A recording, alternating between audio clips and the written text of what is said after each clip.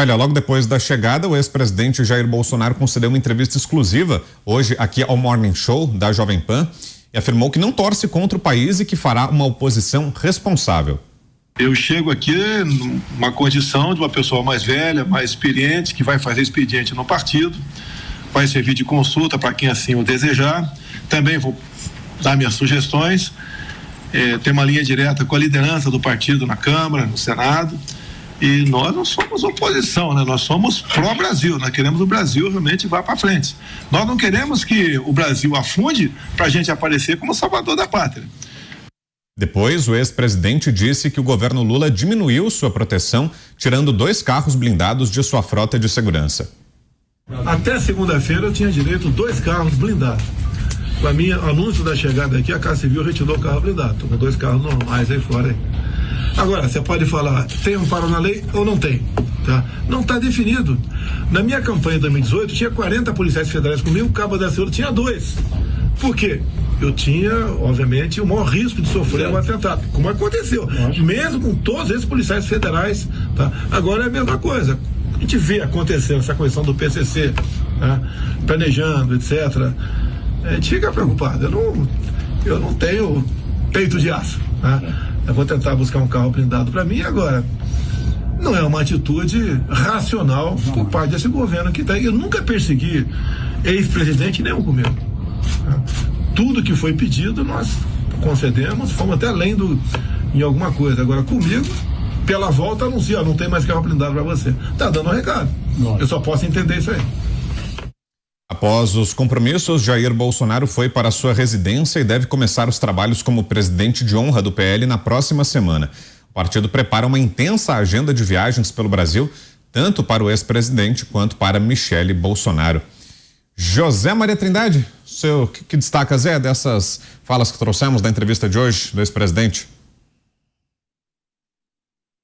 Pois é, foi uma entrevista muito boa, né? Onde ele, ainda cercado ali dos aliados na sede do PL aqui em Brasília, deu uma demonstração clara, né, de que pretende chefiar esse projeto para o Brasil.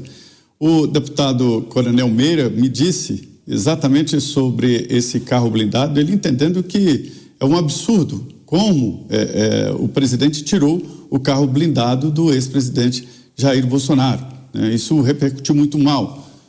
Até aliados do presidente Lula dizendo que se trata de uma mesquinharia, isso não muda a vida do país, e é uma tradição de que ex-presidentes andem em carro blindado. Alguns deputados andam em carro blindado quando solicitados, né? Acompanhamento de seguranças e carros blindados, inclusive para deputados que estão sendo, e senadores que estão sendo ameaçados. Em alguns casos, a Câmara até aluga os carros quando os parlamentares estão viajando. Sobre a posição ali do grupo que vai fazer uma oposição ao ex-presidente, ao presidente Lula, devo dizer o seguinte, que em 1990 até 92, durante o governo Collor, os 2 anos de governo Collor, houve a formação de um governo paralelo do PT.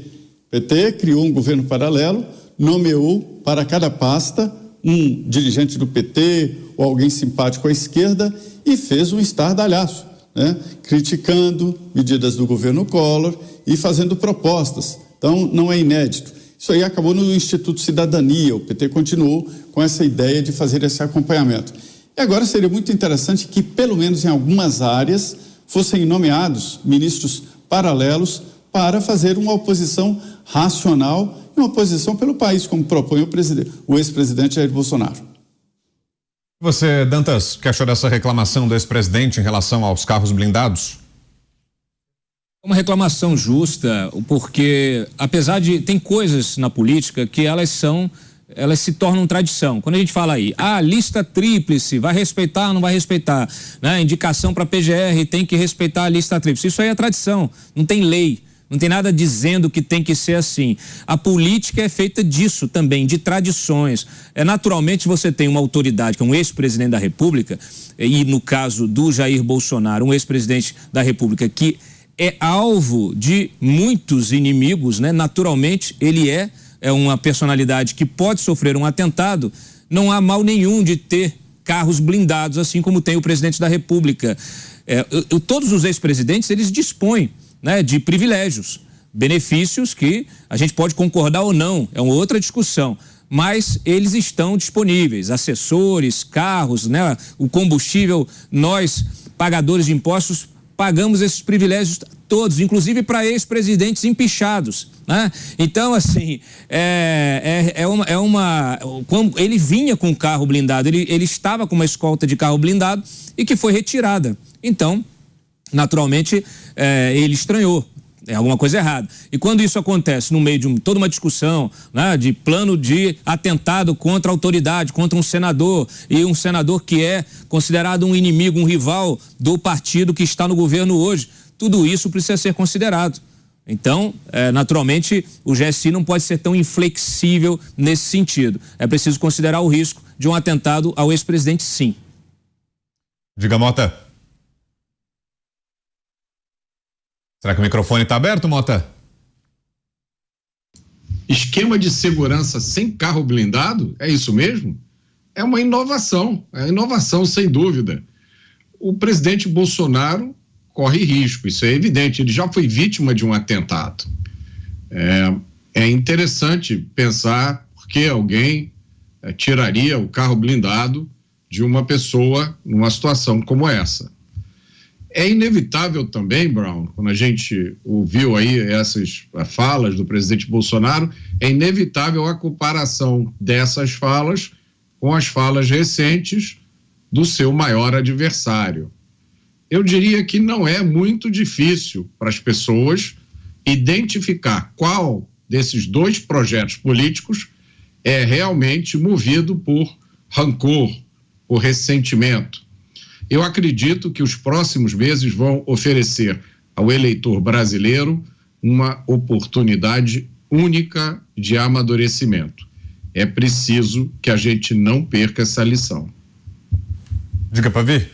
Bom, o que a Casa Civil ela diz? A Casa Civil diz que ela não é obrigada a dar os carros blindados, que ela é obrigada a fornecer 2 veículos com motoristas custeados pela Presidência da República. Essa é a lei número 7.474, de 8 de maio de 86. Contudo, o artigo 1º, que foi reformado em 1994, ele fala dos 4 servidores, 2 deles motoristas, mais 2 veículos, tudo isso para servir à segurança daquele que foi o presidente da República e já não é mais. No Brasil, quando nós falamos em um presidente da República, num ambiente polarizado como esse, num país ameaçado pelo crime organizado, é óbvio que o carro deve ser blindado. Uma vez que esse é um gasto da presidência da República e a todos os ex-presidentes se deve dar um tratamento não discriminatório, essa política de retirar, para falar, eu estou cumprindo a lei. E não é uma especialidade do PT cumprir a lei. Um carro não blindado para Bolsonaro, isso soa assim como revanche, isso soa assim como ressentimento, isso soa assim como falta de caráter. Afinal de contas, nós estamos discutindo no Brasil hoje a retirada das multas do acordo de leniência da Odebrecht, por exemplo. O que custa um carro blindado? Custa o caráter que o PT não tem.